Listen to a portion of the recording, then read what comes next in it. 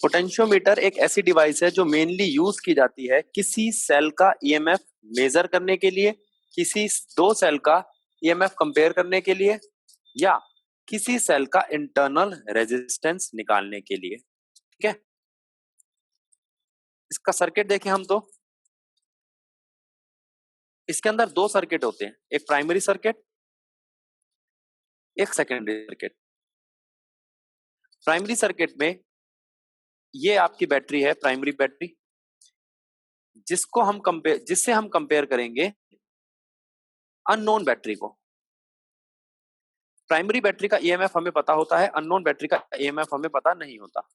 ठीक है, primary battery का इंटरनल रेजिस्टेंस हमने स्मॉल आर से दिखा रखा है, ये की है के, ये है रियोस्टेट। रियोस्टेट का मतलब है वेरिएबल रेजिस्टेंस।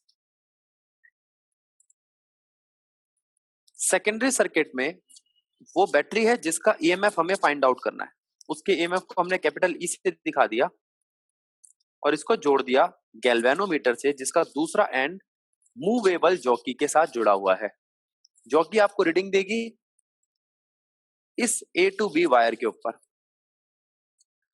जो भी जॉकी लेंथ यहां पर मेंशन करेगी उस लेंथ को हम कंपेयर करेंगे ईएमएफ के साथ। तो पोटेंशियोमीटर एक ऐसा मीटर है जिसमें हम वोल्टेज फाइंड आउट करते हैं लेंथ के टर्म में। ठीक है,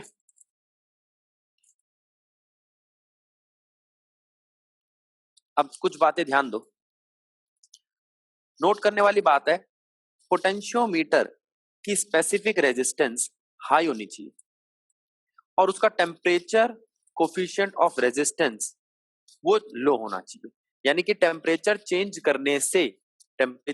करने से पोटेंशियोमीटर की वायर पर कोई खास चेंज नहीं आना चाहिए। अगर चेंज आया तो चेंज इन टेम्परेचर की वजह से ही पोटेंशियोमीटर अपनी रीडिंग बदलने लगेगा, और अगर पोटेंशियोमीटर अपनी रीडिंग बदलने लगेगा तो वो चेंजेस जो आएंगे उसके अंदर वो बार बार उसके जो भी एफिशिएंसी उसको खराब करेंगे।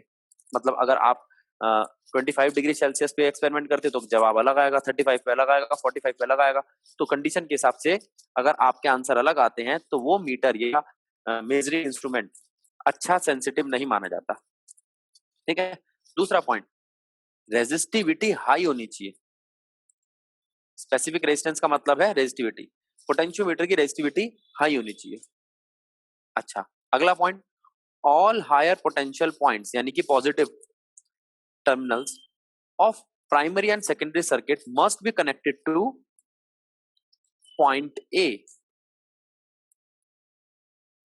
और सारे के सारे लोअर पॉइंट बी, या जो कि जितने भी पॉजिटिव पार्ट है वो ये है, या हायर पोटेंशियल है वो यहां जुड़े होंगे। देखो, ये रहा इसका हायर पोटेंशियल, यहां जुड़ा हुआ है, ये रहा इसका हायर पोटेंशियल, ये भी यहां जुड़ा हुआ है। अगर मैं एक और बैटरी लेता हूं तो उसका भी हायर पोटेंशियल यहां लगाऊंगा।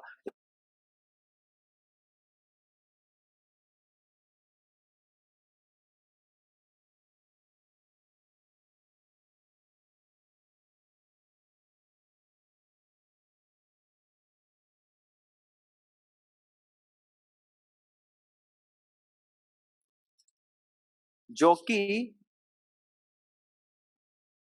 एक आगे से मेटेलिक और पीछे से नॉन मेटेलिक हैंडल वाला कनेक्टिंग पार्ट होता है। ठीक है, इसके आगे का हिस्सा मेटेलिक होता है, जो जिसके साथ ये जो वायर जा रही है ये आगे तक इस मेटल से जुड़ी होगी, लेकिन इसके ऊपर एक ब्लैक कलर का नॉन मेटेलिक पार्ट लगाया जाता है। ठीक है, जिससे मैं इसको हाथ से पकड़ सकूं। और फिर उसके बाद हम क्या करते हैं, इस जोकी को यहां पर किस लगाते हैं, यहां पर लगाते हैं, यहां पर लगाते हैं, यहां पर लगाते हैं, चेक करते हैं कहां पे गैल्वेनोमीटर नल पॉइंट दिखाएगा। जब गैल्वेनोमीटर नल पॉइंट दिखाएगा तो हमें पता चल जाएगा उस लेंथ पर इस बैटरी से हमारे इस बैटरी का ईएमएफ कंपेयर हो गया। यानी कि ड्राइवर और ड्राइवन बैटरी का ईएमएफ कंपेयर हो गया, या आप कह सकते हो प्राइमरी सेल और सेकेंडरी सेल की बैटरी का ईएमएफ कंपेयर हो गया। ठीक है, तो जो कि जो है एक ऐसी डिवाइस है जो सिर्फ कनेक्शन को कंप्लीट करने काम आती है। अच्छा, अगर मैं सिंपल नेकेड वायर ले लेता तो मेरे हाथ से उस वायर में करंट चला जाता, उस वायर से करंट मेरे हाथ में आ जाता और जो भी रीडिंग थी वो गलत आती। अच्छा, ऑल हायर पोटेंशियल पॉइंट्स, ये वाला बता दिया मैंने आपको। अगला point, the value of known potential difference must be greater than unknown. भैया मैं जब कंपेयर कर रहा हूं, देखो मैं इसको ना आपको एक चीज से समझाता हूँ। जो इसने बोला वो तो ये बोला है कि इसका पोटेंशियल इससे ज्यादा होना चाहिए, यानी कि अगर ये जो ई है इसकी वैल्यू कैपिटल ई से ज्यादा होनी चाहिए, स्मॉल ई से, स्मॉल ई की वैल्यू ज्यादा होनी चाहिए कैपिटल ई से। अब इसके लिए मैं एक एग्जांपल लेके चलता हूँ, जरा बात पे ध्यान देना। यहाँ एक पेज ऐड कर लेता हूँ मैं, और उस पर देखो मैं क्या समझा रहा हूँ। मान लो ये आपका सर्किट है, प्राइमरी सर्किट। प्राइमरी सर्किट के अंदर यहाँ एक बैटरी लगी है, ये एक की लगी है, और ये वेरिएबल रजिस्टर लगा है। ठीक है, ये है आपके एक वायर ए से लेके बी तक। अब जो ए है उसको मैंने 0 ले लिया, और जो बी पॉइंट है उसको मैंने ले लिया 100 सेंटीमीटर। ये 10 वोल्ट की बैटरी है, तो मैं आपको ये कह सकता हूं ए से लेके बी तक 10 वोल्ट को मैंने डिवाइड कर दिया। अगर मैंने ए से लेके बी तक 10 वोल्ट को डिवाइड कर दिया है, तो आपसे मैं ये पूछूं 10 सेंटीमीटर का कितना पोटेंशियल होगा, तो आप कहोगे भैया 10 सेंटीमीटर का होगा 10 divided by 100 multiply by 10 volt, यानी कि 1/10, यानी कि 1 वोल्ट। 1 सेंटीमीटर का कितना होगा, सिर्फ 1 सेंटीमीटर का 1/100 ऑफ 10 वोल्ट, यानी कि 0.1 वोल्ट। तो इसका मतलब मैंने क्या कर दिया है, वो जो मेरी बैटरी 10 वोल्ट की थी ना उसकी स्केलिंग कर दी है इस 1 मीटर की वायर पे। ठीक है, अब मेरी बात सुनो, मैं फिर से इसी बात को ले रहा हूं, इस 1 मीटर की वायर को, और इसके साथ एक सेल लगा रहा हूं। ठीक है, अब मैंने सेल देखो कैसे लगाया, यहां पर एक सेल लगा दिया जिसको मैं कंपेयर कर रहा हूं गैल्वेनोमीटर से। और गैल्वेनोमीटर से मैंने जब जोकी लगाई, तो एक बार मैंने इधर टच किया, एक बार मैंने इधर टच किया, फिर एक बार मैंने इधर टच किया, फिर एक बार मैंने इधर टच किया, और मैंने देखा कि एक रीडिंग आ गई मेरे पास 20 सेंटीमीटर पे। अगर 20 सेंटीमीटर पे रीडिंग आई है, 20 सेंटीमीटर पे कितना आएगा, 2 वोल्ट। तो वो ईएमएफ है जो बाहर से लगी हुई बैटरी है उसका। अच्छा, अब इसी वाले केस में ऐसा हो कि मैं अगर ईएमएफ जो मैंने बाहर से लगाई है अननोन बैटरी वो 12 वोल्ट की हो, तो क्या मैं उसे 10 वोल्ट वाली बैटरी से नाप पाऊंगा, नहीं। जो 10 वोल्ट की बैटरी है वो स्केलिंग कर रही है 0 से लेके 100 सेंटीमीटर तक सिर्फ 10 वोल्ट का। अगर मैं इस हिसाब से चलूं तो 12 वोल्ट तो 120 सेंटीमीटर पे आएगा, 120 सेंटीमीटर तो मेरे पास है ही नहीं, तो रीडिंग कैसे लूंगा। इसका मतलब कभी भी आपके प्राइमरी सेल की बैटरी सेकेंडरी सेल की बैटरी से बड़ी नहीं होनी चाहिए। ये बात ठीक है, आसान है। अच्छा, अब हमने करा क्या है, हमने कंपैरिजन करा है प्राइमरी और सेकेंडरी सेल की बैटरी का। अब इसमें अभी एक दो केसेस और देखेंगे, अब फिर से हम पॉइंट्स पे आ जाते हैं। The potential gradient must remain constant for this current in primary circuit. ठीक है, अब वो कह रहा है भैया जो आपका पोटेंशियल ग्रेडियंट है वो कांस्टेंट रहना चाहिए, करंट कांस्टेंट रहना चाहिए। इसके लिए हम जो जॉकी है उसको स्लाइड नहीं करेंगे, घिसेंगे नहीं। ठीक है, ऐसे रखेंगे, देखो जॉकी को एक बार यहां रखा, एक बार यहां रखा, एक बार यहां रखा, एक बार यहां रखा, ऐसे रीडिंग लेंगे। ऐसे नहीं करेंगे कि हम ऐसे घसीट के लेके जाए जॉकी को, नहीं, स्लाइड नहीं करेंगे, पॉइंट्स पे रखेंगे और चेक करेंगे कि कहां पर रीडिंग हमारा नल पॉइंट अचीव हो रहा है। ठीक है, एक और पॉइंट देखो, डायामीटर जो है पोटेंशियोमीटर वायर का वो हम चेंज नहीं कर सकते, यूनिफॉर्म रखना होगा। ये मैंने आपको मीटर ब्रिज में ही बताया था, एरिया या फिर डायामीटर ऑफ वायर हम चेंज नहीं करेंगे, रेजिस्टिविटी ऑफ वायर हम चेंज नहीं करेंगे। तभी जो है रेजिस्टेंस जो होता है रो एल बाय ए, अगर ये कांस्टेंट होता है तभी रेजिस्टेंस हमारा लेंथ के डायरेक्टली प्रोपोर्शनल आता है। वैसे ही वी लेंथ के डायरेक्टली प्रोपोर्शनल आएगा। ठीक है, अब बात सुनो, यहाँ अभी हमने एक टर्म का यूज किया था पोटेंशियल ग्रेडियंट। पोटेंशियल ग्रेडियंट होता क्या है? पोटेंशियल ग्रेडियंट होता है potential divided by length, potential per unit length. किसी भी चीज को आप लेंथ से डिवाइड करते हो तो वो उसका ग्रेडियंट बन जाता है। जैसे वेलोसिटी का ग्रेडियंट क्या होगा? Velocity divide by length. Pressure gradient क्या होगा? Pressure divide by length. तो पोटेंशियल ग्रेडियंट क्या होगा? Potential divided by length. इसे हम फॉल इन पोटेंशियल भी कहते हैं। अब देखो,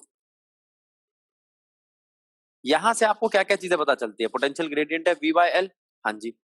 V इक्वल्स टू क्या है? वो करंट जो फ्लो कर रहा है सर्किट के अंदर, प्राइमरी सर्किट के अंदर। और रेजिस्टेंस जो प्राइमरी सर्किट का रेजिस्टेंस है, पूरे पोटेंशियोमीटर का रेजिस्टेंस है कैपिटल R। अच्छा, अब वो कहता है जो I है ना, इस I की वैल्यू आप लिख सकते हो EMF हमारे प्राइमरी सर्किट का divided by resistance primary circuit का, रेजिस्टेंस रियोस्टेट का, और इंटरनल रेजिस्टेंस प्राइमरी सर्किट में लगी बैटरी का। सारे रजिस्टर जोड़ दिए मैंने। तो यहां से K की वैल्यू क्या आई? V bye L। हाँ ठीक है, पोटेंशियल ग्रेडियंट है। V की जगह मैं IR रख सकता हूं बाय L। R की जगह मैं वैल्यू लिख सकता हूं रो L बाय A। L से L तो कट गया, A नीचे आ गया, तो आ गया I रो बाय A। ये कैसे आया है? मैंने R की वैल्यू रखी रो L बाय A, ठीक है। और I की अगर मैं वैल्यू ये रख दूं EMF डिवाइडेड बाय सारा रेजिस्टेंस इस सर्किट का। और इस सर्किट में क्या क्या रेजिस्टेंस है? एक रेजिस्टेंस है पोटेंशियोमीटर की वायर का, एक रेजिस्टेंस है रियोस्टेट का, और एक इंटरनल रेजिस्टेंस है प्राइमरी सेल की बैटरी का, ठीक है। और ये RL साइड में है ही। अच्छा, तो वो कहता है नोट करो, पोटेंशियल ग्रेडियंट डिपेंड करता है रेजिस्टेंस पर यूनिट लेंथ यानी कि R बाय L पे, हाँ जी, रेडियस ऑफ पोटेंशियोमीटर पे या एरिया पे, रेजिस्टिविटी ऑफ पोटेंशियोमीटर पे, और जो करंट फ्लो कर रहा है पोटेंशियोमीटर पे, उन पे। इन 4 पॉइंट्स पे डिपेंड करता है आपका potential gradient. Potential gradient indirectly किस पे डिपेंड करता है? एक तो EMF of battery primary cell पे, डायरेक्टली तो डिपेंड नहीं करता लेकिन इनडायरेक्टली डिपेंड करता है, और रेजिस्टेंस ऑफ रियोस्टेट पे। रियोस्टेट एक वेरिएबल रजिस्टर है जो हमारे पोटेंशियोमीटर के करंट को कांस्टेंट रखने में मदद करता है, ठीक है। अच्छा, अब वो कहता है इसकी वर्किंग क्या है? वर्किंग देखो, हमने पोटेंशियोमीटर लिया, पोटेंशियोमीटर में एक बैटरी लगाई, बैटरी एलिमिनेटर भी बोलते हैं इसको, आपको जब लैब में जाओगे तब दिखाई देगा। यहाँ पे एक रियोस्टेट लगाया, ये ए पॉइंट है जिससे सारे हायर पोटेंशियल ऐड किए जाते हैं। अगर बाहर कोई बैटरी लगाओगे तो इसके साथ ही लगाओगे। गैल्वेनोमीटर को जोकी के साथ कनेक्ट करके रीडिंग ली, जिस जगह पे गैल्वेनोमीटर ने नल पॉइंट दिखाया उस रीडिंग को उस लेंथ को हमने काउंट कर लिया, 10 15 20 25 जो भी आई वो हमारा नल पॉइंट है। और वो लेंथ कंपेयर कर रही है हमारी ड्राइवर और ड्राइवन बैटरी को, ठीक है। तो वो कहता है suppose jockey is made to touch a point J on wire, then potential difference between A and J will be V is equals to KL। ये कहां पर दिखेगा आपको? फिगर में। ये रही लेंथ L, और जोकी को कहां टच किया हमने? J पॉइंट पे। तो A से लेके J तक का जो पोटेंशियल होगा वो होगा टोटल पोटेंशियल मल्टीप्लाई में इतनी सी लेंथ का पोटेंशियल, ठीक है। आ जाओ, at this length L to potential difference are obtain, एक V जो नोन बैटरी का है और एक E जो अननोन बैटरी का है। अगर अगर V बड़ा हुआ E से तो गैल्वेनोमीटर इधर डिफ्लेक्शन दिखाएगा एक डायरेक्शन में, और अगर V छोटा हुआ तो गैल्वेनोमीटर अपोजिट डायरेक्शन में डिफ्लेक्शन दिखाएगा। और अगर V बिल्कुल बराबर हुआ E के, मैंने कहा था ना कंपेयर करेंगे, अगर V बिल्कुल बराबर हुआ E के तो गैल्वेनोमीटर डिफ्लेक्शन नहीं दिखाएगा। इसी कंडीशन को हम बैलेंस कंडीशन कहते हैं। This condition is known as null deflection and length L is known as balancing length, ठीक है। और बैलेंस कंडीशन के अंदर आपका जो EMF है, अननोन बैटरी का जो EMF है वो बराबर होगा KL के। तो EMF is equals to KL, यहां से वैल्यू आ गई। लेकिन K तो हम जानते हैं potential of potentiometer divided by full length of potentiometer के इक्वल होता है। पोटेंशियल ग्रेडियंट होता है ना आपका के, तो पोटेंशियल ग्रेडियंट क्या होगा, पोटेंशियल डिवाइडेड बाय लेंथ, और पोटेंशियल क्या है आपका आई आर। ठीक है, अब आई की वैल्यू को आप फिर से वही पुट कर सकते हो, ई डिवाइडेड बाय सारा resistance, resistance of wire, resistance of rheostat और इंटरनल रेजिस्टेंस ऑफ सेल। तो ईएमएफ आ जाएगा E divided by R plus R H plus small R bracket में R divided by L multiply में L. अब वो कहता है अगर v कांस्टेंट है तो आप ये कहोगे कि L डिपेंड करता है लेंथ पे, ठीक है, और ये x1 bye x2, L2 bye L1 या L2 बाय L1 की लेंथ एक दूसरे के इक्वल होगी। ठीक है, अब इस केस को अभी हम आगे देखेंगे एक्सप्रेशन के अंदर। अब पहले यहां तक समझो, अब इसके बाद मैं आपसे बात करने जा रहा हूं पोटेंशियोमीटर के प्रिंसिपल की। प्रिंसिपल ऑफ पोटेंशियोमीटर कहता क्या है?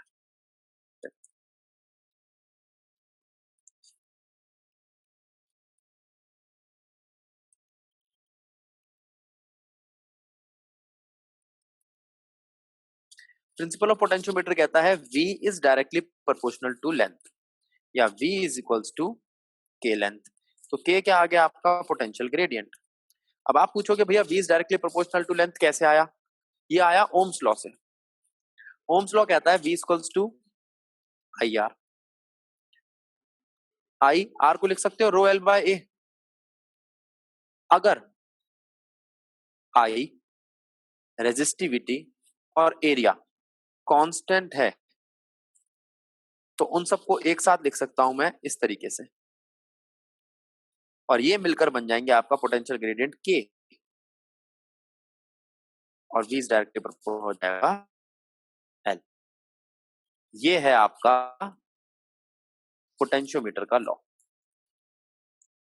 या प्रिंसिपल। ठीक है, इसके बाद बारी आती है स्टैंडर्डाइजेशन ऑफ पोटेंशियोमीटर। पोटेंशियोमीटर को आप स्टैंडर्डाइज कैसे करोगे? इसमें हम ये डिटरमाइन करेंगे कि किसी पोटेंशियोमीटर का पोटेंशियल ग्रेडियंट क्या है। ठीक है, सर्किट वही है आपका। यहां पर मैंने एक ई नॉट बैटरी ले ली है, यानी कि इस बार मेरे पास जो बाहर बैटरी लगी है उसका ईएमएफ नोन है, उसका ईएमएफ मुझे पता है। अगर उसका ईएमएफ पता है तो लेंथ के हिसाब से मुझे पता चल जाएगा ये बैटरी का पोटेंशियल कितना होना चाहिए। देखो अब मैं उल्टा काम कर रहा हूं, अगर ये 10 वोल्ट की बैटरी है एग्जांपल के तौर पे, और ये 50 सेंटीमीटर पे आके बैलेंस हो रही है उस वायर पे जिसकी टोटल लेंथ 100 सेंटीमीटर है, तो मुझे पता चल जाएगा जो ऊपर लगी हुई बैटरी है वो डबल यानी कि 20 वोल्ट की होगी, है ना। अब मैंने उल्टा काम किया है, अब मुझे ये पता है पहले से और मैं इसके बारे में पता लगा रहा हूं, और अगर इसका पता चल गया तो मेरे पास K की वैल्यू आ जाएगी V बाय एल से।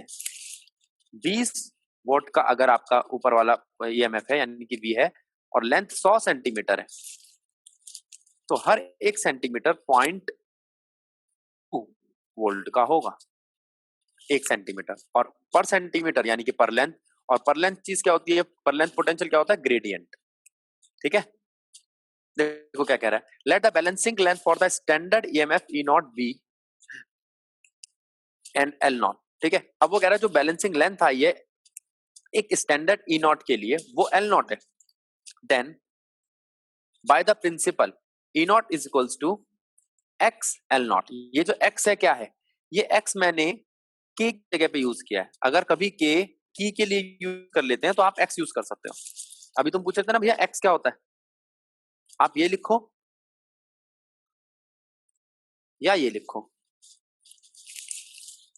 ई naught is equals to K L naught, K is equals to naught by L not.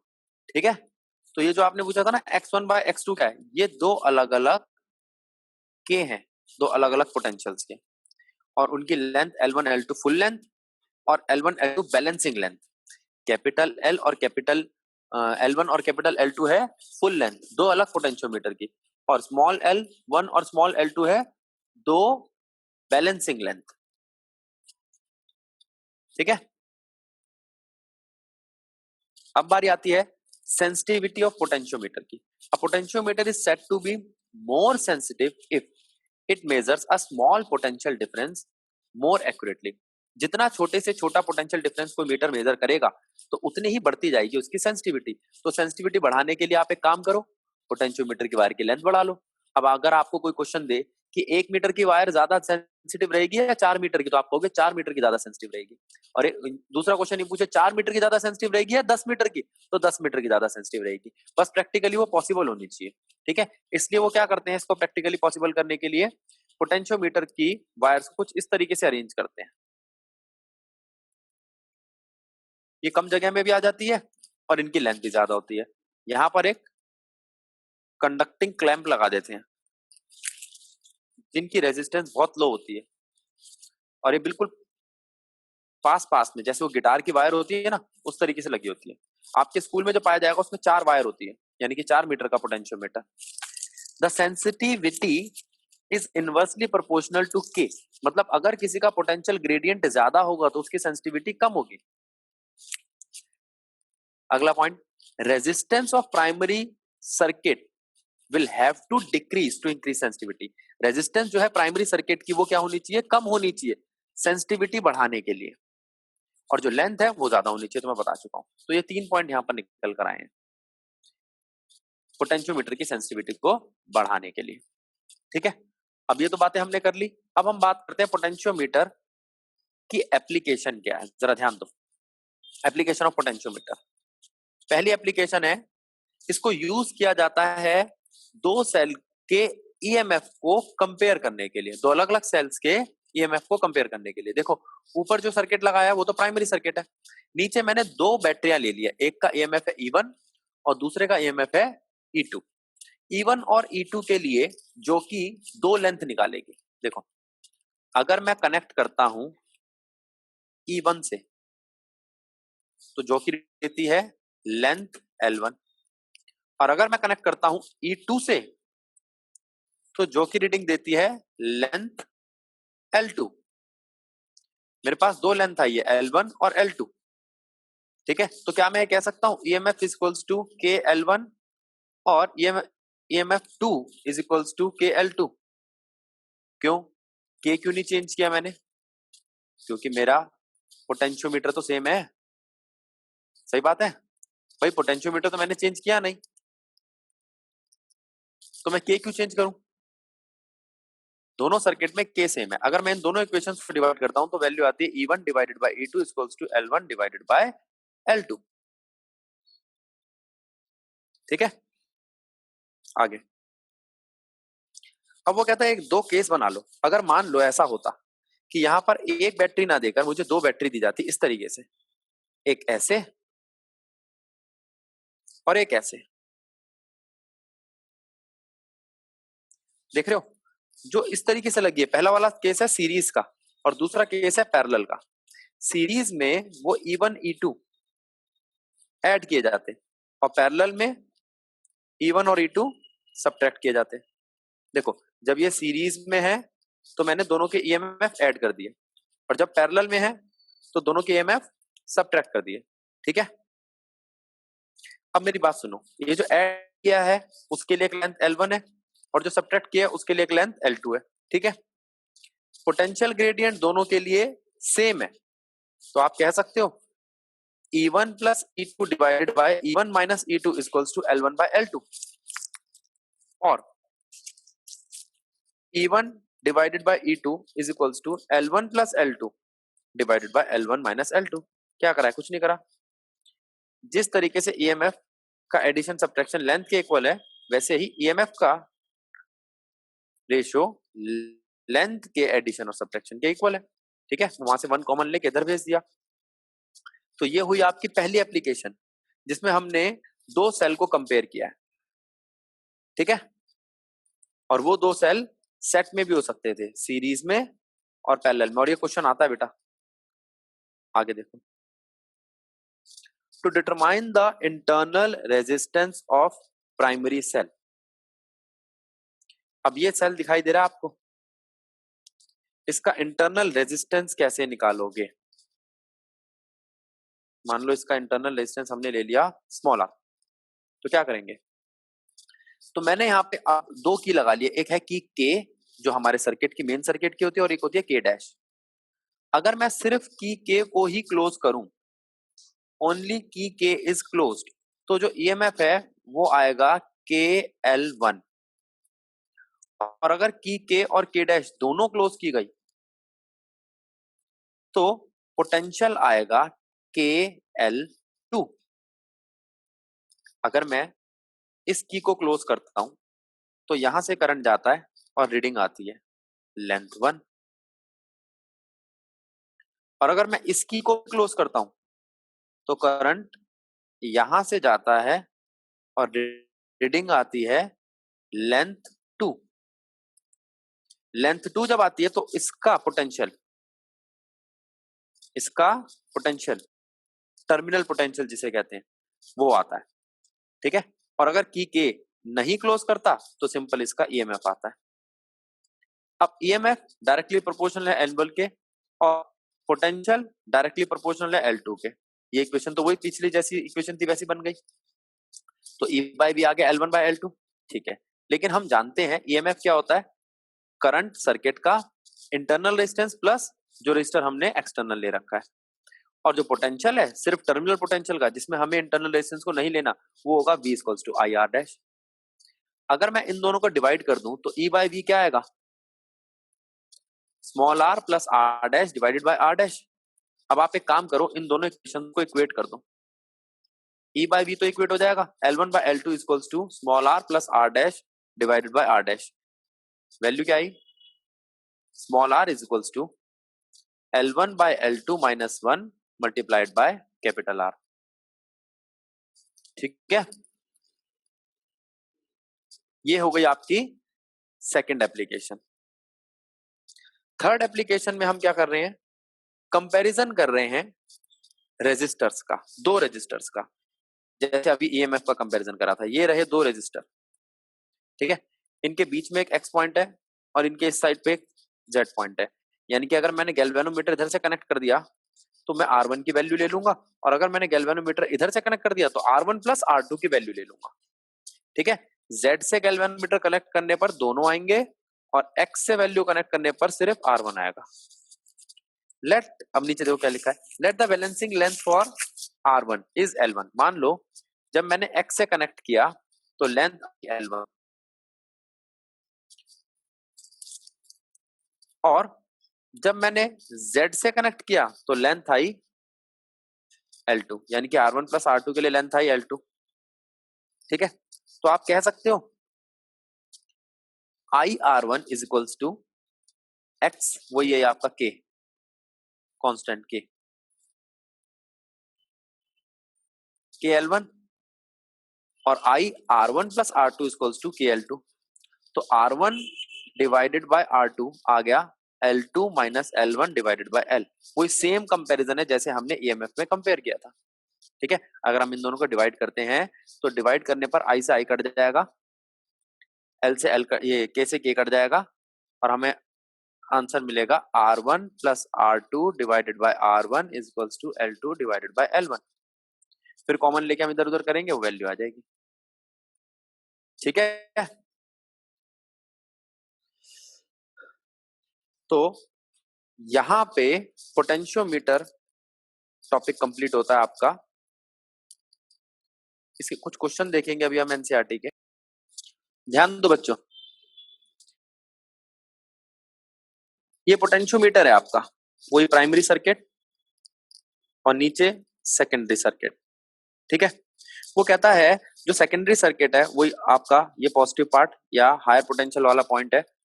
तो इसको यहां पर मैंने एक रजिस्टर के साथ कनेक्ट किया है, वो रजिस्टर बिल्कुल मिड में जाके कनेक्ट कर रहा है इस R0 रजिस्टर से। या R0 रजिस्टर पोटेंशियोमीटर की वायर जैसा है, ठीक है। तो वायर का नल पॉइंट आपको बिल्कुल मिड में मिल रहा है। अब देखो मैं क्वेश्चन पढ़ता हूं, a resistance of R ohm draws current from a potentiometer. The potentiometer has a total resistance R0. Potentiometer की टोटल रेजिस्टेंस है R0, यानी कि पोटेंशियोमीटर की वायर की। a voltage V is supplied to a potentiometer. Derive an expression for the voltage across the R when the sliding contact is in the middle of the potentiometer. Middle of the potentiometer का मतलब है इस हिस्से को आप यहां से बिल्कुल बीच में से बांट सकते हो, जहां पर ये स्लाइडिंग, जहां पर ये पॉइंटर आया है, ठीक है। तो इसका मतलब मैं ये कह सकता हूं इसके इधर का हिस्सा है R0/2 और इसके इधर का हिस्सा है R0/2, ठीक है। और अगर ऐसा है तो ये एक सेट बन गया है,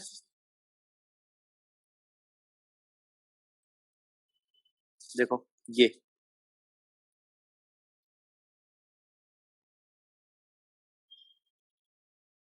इस सेट के अंदर दो रजिस्टर हैं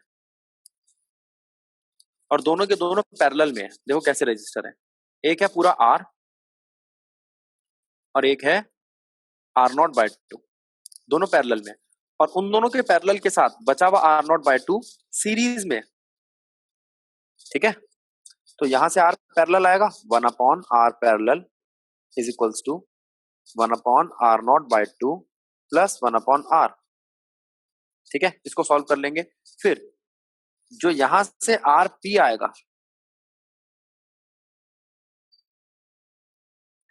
वो सीरीज में, RP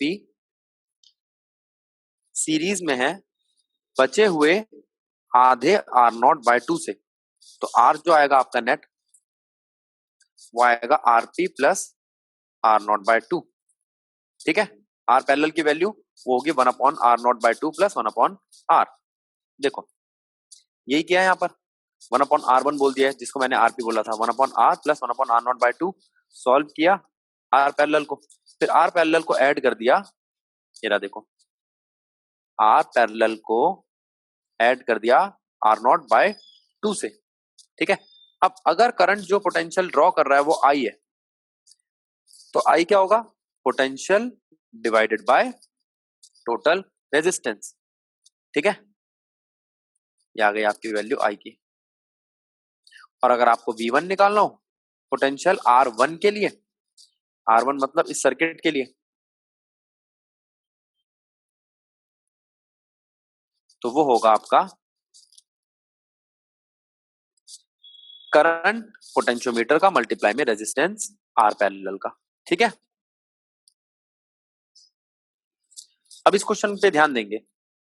figure 3.35 shown a 2 volt potentiometer use for determine the internal resistance of 1.5 volt register. आपको कैपिटल R दे रखा है, इसका इंटरनल रेजिस्टर मांग रहा है, ठीक है।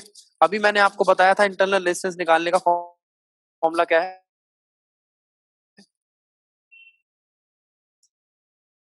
देखो small r is equals to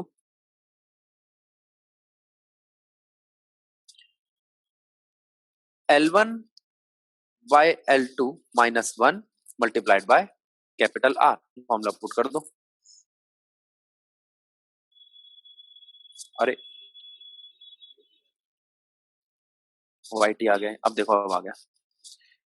small r आपको निकालना है, दो लेंथ चाहिए आपको L1 और L2, दो लेंथ आपको दे रखी है 76.3 और 64.8, ठीक है। वो दोनों लेंथ ली, -1 किया। एक्सटर्नल रेजिस्टेंस कितना है हमारा, एक्सटर्नल रेजिस्टेंस हम निकाल लेंगे इस R का V बाय I करके। V है 2 वोल्ट और करंट कितना है हमारा इस वायर में, ठीक है। एक्सटर्नल रेजिस्टेंस निकालने की जरूरत नहीं बेटा, दे रखा है नीचे, मैंने ध्यान नहीं दिया, ये रहा 9.5, ठीक है। से आपका इंटरनल रेजिस्टेंस निकल जाएगा। ऐसे ये क्वेश्चन 23 है, दो रेजिस्टर्स को कंपेयर करने वाला, जैसे अभी थोड़ी देर पहले मैंने कराया था,